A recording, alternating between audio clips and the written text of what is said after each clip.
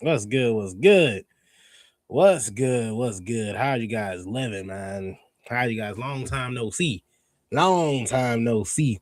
Uh, I'm like delaying because I'm trying to go on YouTube to see. Okay, cool. Yeah, YouTube sounds good. I was because the last stream that we did, it was me, Devin, and Justin. Huge shout out to Justin. I know Circle of Debate is actually on live. Definitely tune in to them whenever you get the time to. But man, it's been a long time since it's been a couple weeks. It's just been a couple weeks. It's not like we've been going for months, but it's been a couple weeks. It's been a couple weeks, and in that couple weeks, Devin and I went to a AEW World's End in Chicago, Illinois, and that was a whole lot of fun. We got a media scrum, not necessarily tickets, but we got media credentials. We were able to sit really close. And a huge shout out to AEW. Like, we got to show a whole lot of love for AEW. Like, insanely lenient, like insanely helpful. They made that experience so smooth, so easy. And to top it off, what an amazing pay-per-view. I thought that pay-per-view was just top tier. I know a lot of people had their thoughts, a little bit of negative thoughts going into it, but honestly, I was a huge fan. I loved every second of it, honestly. It's just like I didn't have a problem with it one bit, and maybe that was because I'm sitting right there. I believe we talked about this with Justin. It's one thing, when you're watching it on TV, and you're like, oh well, it's Otis coming in. But when you're there, and when you're there in person and you hear, the Alpha Academy Steve music, oh, that's Otis. It's just like, and at that point in time, it means something. It means something. So to start this off, I just want to give a huge shout out to AEW, huge shout out to Devin. We were there till 1:00, didn't get home till 2-ish. And not only that, I mean, I had to not to dox anybody, but me and Devin live fairly close to each other. So I still had to drop him off. We're not dropping him off home, but we still had to get to the house, to my house, so he could get his car to go home. So, it was a long night. Then on top of that, I had work that next day. It was a rough one. It was a rough one. But man, I wouldn't trade that experience for the world. And like I said, a huge shout out to AEW for coming in clutch. A huge shout out to Willow Nightingale. I wanted to ask Tony Khan a question, and Tony Khan was so chill, and he said straight up before he closed off the floor for questioning, he said, I want to answer all you guys' questions. So if there is a question you guys have, like, please, raise your hand, because I want to be available for you all. And I appreciate that. But my brother, you talked for so long. Like, you answered my question like 5 times, in those 12 questions that was asked. So, and Tony Khan just wants to give you variety. He wants to give you substance, in his takes and his talks, in his talking points.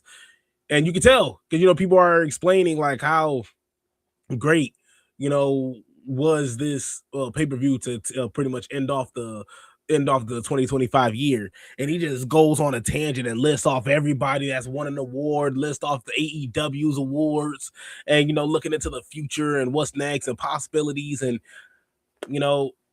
even though you're sitting there for a minute listening to this man go off, at the end of the day, you gotta love and appreciate somebody that's gonna give you substance. Now, I'm not Ariel Helwani now, I'm not Ariel Helwani asking no questions. So, it's totally different when the questions are hard hitting.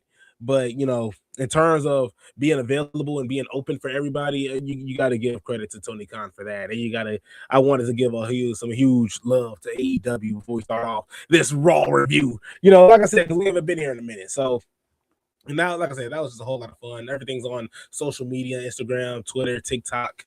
You can find all that. We actually just recently, because like I said, asked Willow Nightingale a question. Just asked her, I could play it, but you guys already seen it. Like I said, it's on social media. If I was with Devin, if this was the premiere show, as Justin and them would say, when they have their shows going on Thursdays, if this was the show where me and Devin just pretty much talk about all the meat and potatoes, then yeah, I would go off and go nuts and play the video itself. But you just ask Willow Nightingale, with Mercedes Moné being on this recent slide, and also with her pinning her, in the tag match, does this give her an extra vote of confidence going into her TBS title match against some Mercedes Moné? she gave me a well thought out answer as well. You know, she was just like, I'm not gonna come in there, you know, like all big and bad, you know, like all confident because she's, you know, so I guess on a slide right now. But she said she was lethal. And look, Willow Nightingale got her out of there. I got to give a whole lot of love for that. And Willow Nightingale, I love you. You know, it's just like let's just throw that out there right now. Willow Nightingale, look, it's just if I gotta shoot my shot right here, look, I gotta be honest with you guys. Like Willow Nightingale was looking mighty gorgeous there. Oh, respectfully though, respectfully, you know, we're real respectful here at the Heel Turn.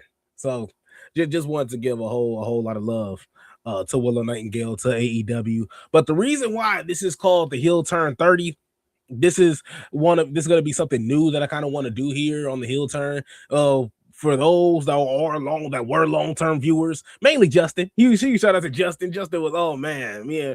Like when we say us and Justin go way back, we go way back at the time. You know, those that get that. But we used to do Raw reviews, AEW reviews, and SmackDown reviews, and then Devin did NXT. So, and that was pretty cool. I actually thought that was actually no. We actually reviewed. He reviewed NXT. I reviewed AEW, and then we would have our actual show, our show, where we would talk about Raw and SmackDown, which I thought that was pretty. It was pretty organized, but right now life is just kicking our tails, man. Life is kicking, and of course that happens when you get older. You know, when you get older, more responsibilities are coming your way. Of course, I was in Arizona, now go in Indiana. Should be, you know, not trying to throw any hints out there, but hopefully, potentially making his way to Chicago. You know, so that's, you know, in the works. So, like I said, just a whole lot going on, a whole lot happening, and I want to get back into the grind. I want to stream consistently for the road to WrestleMania. That's going to be the goal here for the Heel Turn podcast. For the Heel Turn podcast, is just to stream consistently for the road to WrestleMania, because that is everything to me. Like that's another holiday for me in the books. You know, it's still holiday season, you know, because of course you have Halloween, you have in November, that's my birthday, and then you get into December, you got, of course, that's a lot of my family members' birthday too, but you got Christmas, and then of course you get into January, you're going into the Royal Rumble. The Royal Rumble was an insane experience last year. Seeing my goat John Cena get booted out of there, the pain, the emotional torment, you know, I felt watching John Cena get kicked off, seeing Jey Uso win. But hey, Jey Uso won the title at WrestleMania, so you gotta give it to him. And he made Gunther tap like a little bitch. But we're gonna get to that. Matter of fact, let's jump into it. Let's jump into Raw, because I'm doing too much talking. But like I said, look, Royal Rumble was just insane. And for the Heel Turn podcast, I want to stream consistently, whether that's here, whether that's Twitch. I actually got to get some new equipment for Twitch. I was trying to Twitch earlier to make this announcement, but unfortunately my equipment just wasn't cooperating with me, so I got to get some new equipment. But I do want to try and stream consistently, Monday, Wednesday, Friday, and then of course me and Devin are gonna get together and we are gonna do our pretty much our 1 hour show. But this is the Heel Turn 30. Our reviews are gonna be 30 minutes long.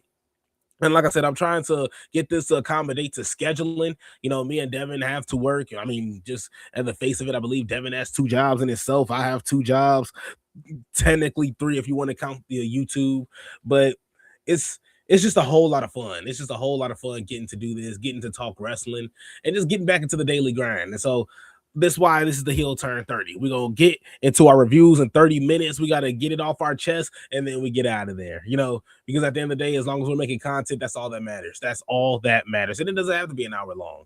And like, look, it's 10 minutes right now. We're 10 minutes in right now, and I haven't said a lick of anything of what happened on Raw. So just to give you a summary of pretty much what's to come for the Heel Turn podcast. So yes, even though you might not see me on Tuesday, you're definitely going to see me Wednesday. It's going to be Raw, Dynamite, and SmackDown. You know, so that's going to be pretty much the big 3 here. And I'm probably going to get with Devin too to talk a little bit about NXT, to see what motion can be made with NXT, or if we could just, you know, leave NXT as is. We're still going to watch it. Well, if anything, I might just slide on a circle of debate. Might see what them boys are up to on Tuesdays. So definitely gonna make something work. You know, we're not gonna disappear, on you guys. Not gonna disappear, not by a long shot. So jumping right into Raw, of course, you're talking about your new tag team champions. You got Rio in terms of Rhea Ripley and Io Sky. They came through, had to brag a little bit because they beat the Kabuki Warriors. They are your new women's tag team champions, and of course, with that comes new competition. And when new competition comes, Liv Morgan and Roxanne Perez. And let me just tell you guys something. Respectfully. Jesus Christ. They was looking fine. Too fine. If I'm gonna be honest with you. Like I'm sorry. Now that I got that off my chest, I had to get off myself. Respectfully, though. Respectfully. But Liv Morgan, of course, had to come through. And I like that Liv Morgan had to come out and talk. You know, she was just like, "You miss me," and it's mainly because she was. Let's be honest, she was putting belt. You know, she was putting belt to Rhea Ripley and Liv Morgan at a point in time. You know, when Rhea, and it was always one or the other in terms of Rhea Ripley and Liv Morgan are either going at it or they're tag team partners, and one goes down with an injury. You know, before anything big musters up. And thankfully, with Liv Morgan, not thankfully, Rhea Ripley got injured because I was hurt. I was like, well, this is a travesty. I don't know what we're doing now. I believe it was a shoulder injury. Liv Morgan came in the fray. She won the title and she went on that 200 plus, I believe like 280 days. It was like 282 days as champion until Liv Morgan, until Rhea Ripley got the title back, which was a whole lot of fun. Just super cool. And you know, that was the stock that Liv Morgan needed. Now, huge shout out to Notorious Dom. I know he likes to call her Mid Morgan. She pretty fine to me. Look, that's gonna be my last time. I'm sorry, but look, she the one. I'm sorry, I don't know what to tell you. She the one. Liv Morgan has been absolutely fire in terms of the past, in terms of in ring work, the work that she does with Dominic Mysterio, even before the work that she's done with like before Judgment Day. You know, I think what really kicked it off, what really turned everything around for Liv Morgan, and I'll never forget this, was when Rhea Ripley injured Liv Morgan. You know, kayfabe. Liv Morgan, I believe she was gonna do a movie. Either she was doing a movie or she was actually injured in real life. But Rhea Ripley injures Liv Morgan, and as she's walking out the ring, she says, "Have fun in rehab." Nah, brother, that'll set me off. Nah, everything that Liv Morgan did from that point on, justified, brother. Justified. I'm sorry, Liv. I'm sorry, Rhea. I'm sorry, Rhea. Look, everything that Liv Morgan did after that point, justified. She was like, I'm taking everything from you. I'm taking your man, that was Dominic Mysterio at the time. I'm taking the title, and I'm getting you out of here. And she did 2 out of the 3. You know, Rhea Ripley did get out of there. You know, she was injured for a split second, but she came back and won the title back. But you can't say Liv Morgan wasn't dogging, you know, the what 2023 to 2025, like that was all. I'll give her 2022 to 2025, all Liv Morgan. 2022 to 2025, you got to give that to Liv Morgan automatically. I'm sorry, I didn't mean to glaze. That was just a complete Liv Morgan glaze fest. Shaboing boing. I'm sorry, I didn't mean that. Like that was just a complete Liv Morgan glaze fest. I didn't mean that. But outside of that, outside of the foolishness, you had Javon Evans, of course, taking on Bravo Americana. Oh, I'm sorry, I didn't even finish what happened with Liv Morgan and Roxanne Perez. They came out there, of course. They said that they were up next for the titles. The Kabuki Warriors. Actually, rewind again. You had Bayley and Lyra Valkyria come out and pretty much plead their case as to why they should be up next. I believe Bayley pinned Roxanne Perez, so of course I feel like she is in the running. And when Roxanne Perez was a tag team champion at the time, and then the Kabuki Warriors came in and started attacking everybody. Rio came out on top, but of course this led to the triple threat tag match that we got later on in the day. Javon Evans took on Bravo Americano and pretty much was a bouncy match. That's what you expect from Javon Evans. What I thought was really cool was after Javon Evans got the win, of course, he got the beat down. They threw him over the announcement table. And as they were coming back to pretty much lay the smackdown on him again, he jumps over the announcement table, gets in the ring, slides out of the ring, and pretty much escapes danger. I thought that was pretty cool. We don't really, I guess you could say we don't necessarily see that often in terms of, you know, the babyface will usually try to fight back, but the the numbers game is too much, and then he gets beat down, and he just continues to get beat down until the scene is over, until everything is over, or we finally see some help, some reinforcements come through. But Javon Evans just got up out of there. No, I got athleticism. I'm in my prime years. I'm a dog, the young OG.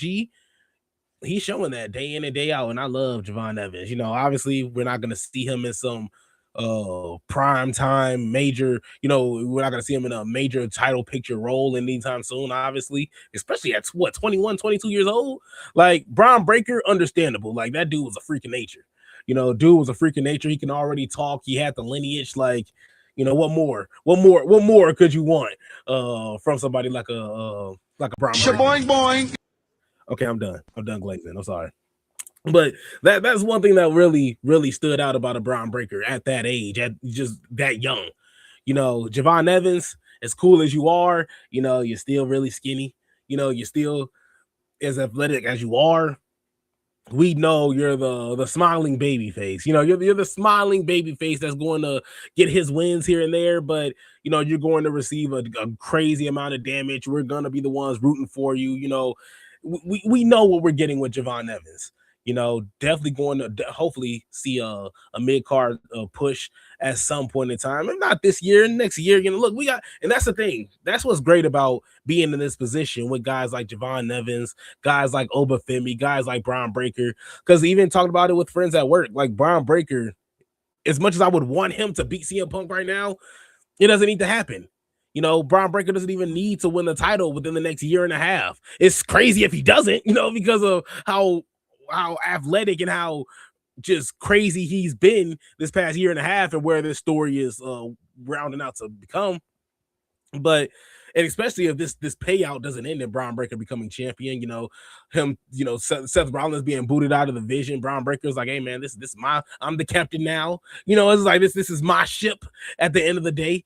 And when you see him being that Paul Heyman guy as well, the seeds are being planted, so for him not to win a title in the next year and a half, I do think it's crazy. But to say Bron Breakker not being in this position, guys like Bron Breakker, guys like Javon Evans, guys like Obafemi, the young guys, don't really need a title right now. Don't really need it whatsoever, because we always talk about the wrestling prime. What's the wrestling prime? The wrestling prime is 35 years plus. It's the reverse in terms of, and we talk about this a lot. This is like the catchphrase here on the podcast realm. When it comes to wrestling, when you look at the NBA, when you look at the NFL, any other sports league, sports organization, once you hit 30, they're like, oh brother, I don't know. If you ain't playing like a superstar still, I don't know what we're gonna do with you, brother. So, and even if you hit 35, if you're not a unicorn like LeBron, you pretty much got 1 foot out the league, or you're already out the league, or you're thinking about getting out the league. Your time is over with. Wrestling terms, nah, brother. You about to win you about to win a championship. Ask Damian Priest. Ask Damian Priest. He just is just getting started, with his career in the WWE in terms of getting his feet wet, winning titles, and at 40 years old, no less. And so, ask Damian Priest, ask Finn Balor. I'm spacing on how old he was when he won, but my man's in his 40s right now. He couldn't have been that young. He couldn't have been a spry chicken when he defeated Seth Rollins to win the Universal Champion. So, all that to say, Javon Evans, whole lot of time in the world to win a title, a whole lot of time in the world to build up to. I mean, look at Swerve Strickland. Like, Swerve Strickland talked about how good Javon Evans is. A lot of people said that he's better than how he is at where he is now. And that's a fact. Javon Evans is 21 years old. If he's better than what Swerve Strickland was at 21 years old, you already won. You already won. And that's what you want to be at that point. Bron Breakker is already, in the running, in the pace of doing better than his father and uncle at a point in time in terms of singles careers, and he has a whole lot of time to prove that. He has a whole lot of time to build up to that. But at the end of the day, you can see that Dominic Mysterio. I don't know, brother. You know, it's like you got a huge legacy to build up on, and honestly, you're doing great work. But I don't know, man. There's nothing Dominic Mysterio can do that's going to top anything Rey Mysterio did after Eddie Guerrero died. You know, it's like after Eddie died, man, Rey was putting on classes. That triple threat at WrestleMania, Kurt Angle and Randy Orton. You know, like Rey Mysterio was just an absolute dog. Everything that he did with Randy Orton, his fights with Kurt Angle, like him and Batista being best friends, like Rey Mysterio was just an absolute dog. Like, there's nothing you can say. Who's that jumping out the sky? R.E.Y. Mysterio. I'm sorry, Dominic. Like, you could flex all you want, brother. I'm sorry. Like, Rey Mysterio is a different animal. But I'm sorry, it's too many tangents here. Yeah, see, now we might have to change this name up to the Heel Turn 30 to the Heel Turn 45 if I keep going off like this. But Javon Evans, of course, got the win, and like I said, he runs off and escapes danger. You love to see it. CM Punk came out, addressed the fans. You know, he's going on his little victory lap after beating Bron Breakker last week. And Finn Balor came out to confront CM Punk, and mainly because while Liv Morgan and Roxanne Perez were happy celebrating that they get a chance to compete for a number one contender spot for the tag team champions, they walk into I guess you could say the Judgment Day lair, the man cave, and Finn Balor's just playing video games. You know, he's just playing video games. He's playing as himself, loser. You know, it's just like, so he pretty much, Liv Morgan tells him off, like, we're getting it done. Like, we're over here getting active, and you're over here eating chicken nuggets and playing video games. Old head, like, get to work. You know, it's just like, don't you want a title of your own? Like, don't you want to do something for yourself? Get up. You know, it's just like, and so, and honestly, I don't think she was wrong. I don't think she was wrong at all. I don't think she was wrong one bit. I got to give that to Liv Morgan. So, honestly, she spoke life into Finn Balor. And now, of course, now that they're going to Ireland next week, this is going to be totally different. They're going to be in Finn Balor's backyard. The only difference is Finn Balor is going to lose in his backyard. You know, it's like that's all I see. That's all I see. Even though I love to see Finn Balor get this push, brother, yeah, I see you losing in your backyard. That's all it is. See, if CM Punk wanted to put the boots on now, he was like, brother, we could go on the back and we could get changed right now. Pause. But Finn Balor didn't want to do that. So he wants to wait next week. And honestly, that's a smart move. That's a smart move. I can't necessarily say that Finn Balor was tweaking here. I thought he was pretty cool.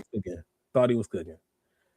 But we got the Kabuki Warriors versus Bayley and Lyra Valkyria taking on Roxanne Perez and Liv Morgan as well. High-paced match as well. Everybody was all over the place. But Lyra Valkyria just takes so much damage. But on top of that, she's just such a freakish athlete as well. My favorite move is when she just pressels you up and then just swings you around like a I know I got a sounder for this. Yeah, I was like, I know I got a sounder for this. You know, it's just like, that's pretty much one of my favorite things with Lyra Valkyria, man. But outside of that, pause. You know, it's just like I said, Lyra Valkyria, she just puts in a crazy amount of work and she takes a decent amount of damage, a lot of brunt, you know, in the brunt force in the match. And it's still, like I said, high pace, whole lot of fun, high velocity. You got to give it up to the women's roster here. It's just too fun to watch, and that's for both sides of the street, AEW and WWE. Both sides of the street is a whole lot of fun to watch. You got Raquel Rodriguez, of course. She had to explain why she jumped Stephanie Vaquer. Stephanie Vaquer came out and said, "Why'd you jump me?" Raquel left. Stephanie was talking to the camera, and as she was talking to the camera, Raquel jumped her again. You just don't learn your lesson. You just don't learn your lesson. I'm sorry. It's just stupid. It is just stupid. But he shout out to Becky Lynch. Becky Lynch hyped up her match with Maxine Dupree. Maxine Dupree said that she was gonna make Becky tap out again, and you know, I love me some Maxine Dupree, but man, if we ain't finna treat her. This should be Natalia's gimmick, right? You know, am I tweaking? Am I tweaking here? This should be this. Am I wrong? Like I feel like Natalia should fit this role here because Natalia was in the one that was in those dungeons. You know, Natalia was in the one. It was there, was taking all those. I won't necessarily call it abuse, but just cruel and unusual punishments in that heart dungeon. You know, and that's the thing. She was probably just a kid in there, just chilling, living her best life. It was just a regular Tuesday for her. But still, like, if I the way I see Maxine Dupree now, and she's doing great work. I don't think she's necessarily the problem here. I just wish they would do something like that for Natalia. That's all it is. I just wish they would do something like that for Natalia. That's pretty much one of my biggest problems here. I don't mind the push from Maxine Dupree, but we know Natalia can still go. You know, we know Natalia can still go. We shouldn't be reserving her just for AAA. You know, then what's the point? We understand she's like the mom. That's what I usually like to call her. You know, she's pretty much the mom of the women's division. You know, of course, she's been there the longest, and she has the most experience. And on top of that, she's just so technically sound. You know, in everything she does in the ring. You know, everything is just so. It looks fluid. It just looks fluid, especially back in the day when she was wrestling with a bunch of just ass. Well, wasn't really much she was dealing with, man. Wasn't really much she was dealing with. And so, honestly, when you're looking at this whole thing with Natalia and Maxine Dupree, I love that Natalia's being kind of a mentor to Maxine, but man, I just wish they would have did this to Max. I just wish they would have did this for Natalia and put Natalia in a position to be this aggressive brute, you know, and of course a veteran, you know, and that's all she can talk already. All Natalia has to do is just go up here and be like, man, you little girls need to pay attention, man. I was in them dungeons, you know, I was in them with grown men. Y'all know nothing about that. I'll wrestle y'all. You know, it's just like I need to see that from Natalia. And it sucks that we won't get that, you know, but it is what it is. And that's like I said, no disrespect to Maxine Dupree at all. Like this has nothing to do necessarily with Maxine Dupree, you know, because I do love to see Maxine Dupree in the position she's in. Just seeing Natalia right next to her, I'm just like, this just don't look right. You know, it's just like, this should be the other way around. This should be the other way around. But that's just, like I said, that's just me. Bronson Reed and Austin Theory, of course, the Vision took on Dragon Lee and Penta. And this is, okay, another pet peeve I got. Well, another problem I have here. This is WWE, like Penta and, oh my goodness, and Ray Phoenix. They did everything, they tried to do everything imaginable to get out of AEW. They get out of AEW. Penta comes there first. He comes to WWE first. He's pushed as a singles competitor. Ray Phoenix shows up months later, a singles competitor, but then he gets put in the tag team, which is stupid. And now Penta is getting tagged up with Dragon Lee. And I'm just like, brother, if it's coming down to this, why don't you just put the brothers in a tag team? Like, I understand that you want to push them as singles competitors, but there should be no reason that these two guys are teaming with other people when they're there. You know, it's just like they're there. And the promotion is there. You're seeing your brother getting jumped every week by this Vision. Shouldn't you be a little irritated? I mean, I know you're stuck in catering too. You know, it's like, come on now. Like, you're stuck in catering too. Like, let's keep it a buck. And they better look, and I'm gonna say this now while it's still January 12th, before the Royal Rumble hits, they better not be 1-2. They better not be 1-2. If Ray Phoenix and Penta are 1-2, like they tried to do with Ray and Penta before Penta screwed it all up and got himself eliminated 2 seconds in, yeah, I'm still hot about that. Because I wish y'all was, oh my goodness, y'all should have heard it. As soon as you seen his feet touch, everybody was like, oh, it was just like an audible, like, oh, that's bad. Like, oh, are we all gonna pretend like we didn't see that? Like, we all gonna just move on? But of course, going back into Bronson Reed and Austin Theory taking on Dragon Lee and Penta. Of course, this match wasn't gonna last long without some shenanigans happening. And of course, Penta and Lee won from after a disqualification. Bron Breakker, of course, Logan Paul got into the mix, and they were everywhere. Bron Breakker just came in and speared the boots out of Dragon Lee. Camera shot, beautiful. Nothing else you can really say about it. But oh my goodness, just completely obliterated Dragon Lee. And then on top of that, you got, of course, a tsunami slam as well from Bronson Reed. And now Adam Pearce is getting in the mix. Adam Pearce is coming in and he is hot because he already told Paul Heyman, like, hey, Brian, if Bron Breakker coming in with these shenanigans, we don't need that. Like, let's tell him to stay home if he's still hot and he still got a bone to pick. Paul Heyman said, okay. And it wasn't okay because Bron Breakker came in and just destroyed everybody. Adam Pearce is livid. He's yelling at Bron Breakker, saying he's gonna be writing checks all day. And then as he's saying that, there's a tsunami splash in the ring. He walks in, he's like, Bronson Reed, you too. I'm getting sick of this. And he's cussing him out. Like he is cussing him out. You know, he's like, I'm getting sick of this. I'm tired. This is getting annoying. I need you to get out of here. And as he's talking to Bronson Reed, spear from Bron Breakker on, I believe that was Dragon Lee again. You know, so it was just like it was bogus, just absolutely bogus. So Adam Pearce is just like, I'm sick of this. Like I'm just absolutely sick of this. So Bronson Reed finally just puts his hands on Adam Pearce, and I like that they didn't make Adam Pearce look like, you know, a bitch. You know, in all honesty, I'm glad they make him look soft, you know, in more ways than one. Because in all honesty, like we know Adam Pearce. Adam Pearce was about that life back in the day. Of course, he was a former wrestler. Adam Pearce was about that life back in the day. So he ain't gonna take anybody putting his hands on him, you know, lying down. So I like that. Even though that Bron Breakker had him over, pretty much had just hovering over him. I forgot what he said to him. I ain't gonna put words in his mouth, be like, I'll kill you, you know, type deal. But I know he said that. I know it was some crazy threats being thrown, you know, from Bron Breakker to Adam Pearce. So Adam Pearce got up. It was just like, no, you get him out of here. I'm still standing on business. Get him out of here. And so they get backstage. He says Bron Breakker suspended indefinitely. But plot twist, Paul Heyman comes in and he's like, oh, I feel bad. I don't feel bad for, you know, Bron Breakker at all. I feel bad for you, brother, because you put your hands on Bron Breakker first. Then he walks away. So now it looks like we might get an apology. It looks like we might get something coming out of this. You know, it looks like this isn't over by a long shot. AJ Styles took on Gunther.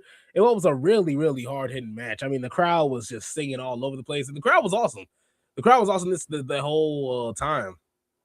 It was bogus early on. Like, and I hope you guys can. I hope you guys like listen in and catch it too. That like they piped in so much crowd noise when Rio, I guess you could say, when Rio came in and started talking, because when you're in the crowd, you can obviously tell like when stuff is piped up. If you ever been to a basketball game, of course, no crowd is randomly just coming together. All right, everybody, defense. You know, like no, and you're gonna hear the intercom, defense, defense, and then it goes away. It's kind of like the same thing with WWE. And I forgot where we were at. It was a pay-per-view that me, Devin, and my sister were at, but nobody's saying anything. I believe it was a Johnny Gargano tag team match. Johnny Gargano and Tommaso Ciampa taking on the Motor City Machine Guns in the Royal Rumble.